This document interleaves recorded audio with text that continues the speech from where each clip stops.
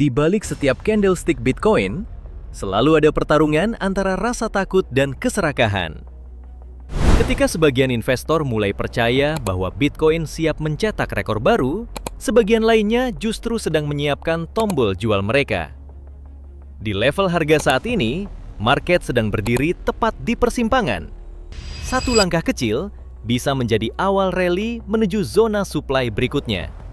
Namun satu penolakan bisa mengembalikan Bitcoin ke zona demand yang selama ini menjaga tren naiknya. Pertanyaannya, apakah Bitcoin sedang mengumpulkan tenaga untuk breakout? Atau justru sedang membangun jebakan terbesar minggu ini? Di video kali ini, kita akan membedah pergerakan Bitcoin dengan cara fundamental, teknikal, hingga skenario trading paling rasional. Analisa fundamental. Mari kita mulai dari Amerika Serikat. Dalam beberapa bulan terakhir, inflasi menunjukkan tren penurunan. Walaupun belum sepenuhnya mencapai target Federal Reserve, tekanannya mulai berkurang. Data CPI dan PCE yang lebih terkendali membuat market semakin percaya bahwa siklus pengetatan moneter mendekati akhir. Di sisi lain, pasar tenaga kerja juga mulai kehilangan sedikit kekuatannya. Jumlah lowongan kerja berkurang, pertumbuhan lapangan pekerjaan mulai melambat, sementara tingkat pengangguran menunjukkan kenaikan secara bertahap. Bagi ekonomi, ini merupakan sinyal perlambatan. Namun bagi aset berisiko, kondisi ini justru sering dianggap positif.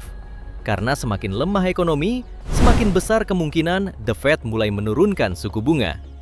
Dan ketika suku bunga turun, likuiditas biasanya kembali membanjiri market. Bitcoin menjadi salah satu aset pertama yang merespons perubahan tersebut. Namun Federal Reserve masih sangat berhati-hati. Mereka terus menegaskan bahwa seluruh keputusan akan bergantung pada data. Artinya, setiap rilis CPI, PPI, non-farm payroll, retail sales, dan GDP masih akan menjadi pemicu volatilitas yang besar. Selain faktor suku bunga, ada satu faktor lain yang tidak kalah penting, yaitu arus dana institusi. ETF spot Bitcoin telah mengubah struktur market.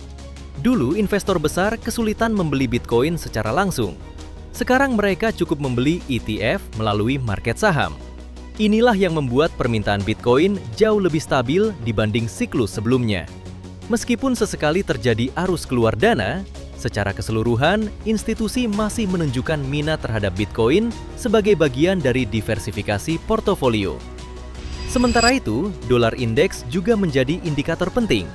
Apabila dolar melemah, Bitcoin biasanya memperoleh ruang untuk naik. Sebaliknya, jika dolar kembali menguat akibat data ekonomi yang sangat baik, Bitcoin dapat mengalami tekanan. Analisa teknikal. Sekarang mari kita fokus pada chart. Pada struktur market masih menunjukkan kecenderungan bullish. Setelah membentuk higher low, harga kembali bergerak naik. EMA cepat mulai memotong ke atas EMA yang lebih lambat. Ini menunjukkan momentum buyer mulai kembali muncul. Namun masih ada tantangan besar. Perhatikan area penting berikut ini. Di sisi atas terdapat area resistance berada di 63.650 hingga 64.650. Area ini berkali-kali menjadi lokasi seller mengambil alih market. Setiap kali harga mendekati area tersebut, tekanan jual langsung meningkat. Artinya masih banyak pelaku market yang menganggap area ini sebagai area profit taking. Apabila resistance berhasil ditembus, maka jalan menuju zona supply akan jauh lebih terbuka, yaitu di kisaran 65.600 sampai 67.000. Zona ini merupakan wilayah distribusi. Kemungkinan besar institusi akan kembali menguji kekuatan buyer di area tersebut.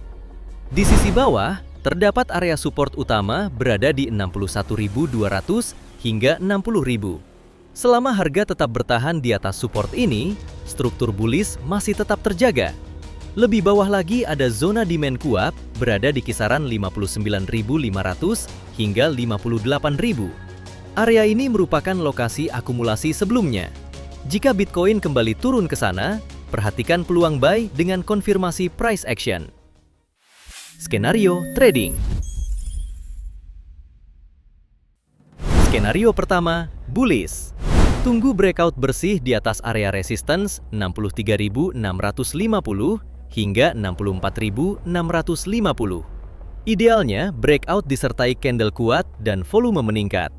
Jika breakout valid, target berikutnya berada pada zona supply 65.600 hingga 67.000. Selama harga mampu bertahan di atas resistance, peluang melanjutkan tren naik tetap terbuka.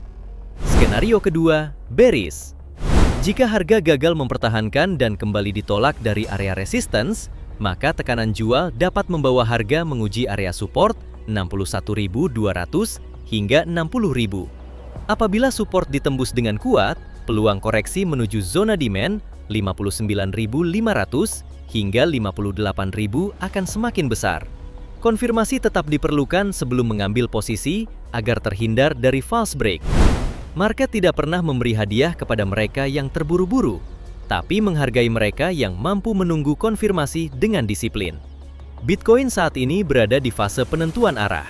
Bukan saatnya mengejar harga, tetapi biarkan market menunjukkan niatnya terlebih dahulu. Sampai jumpa di analisa berikutnya.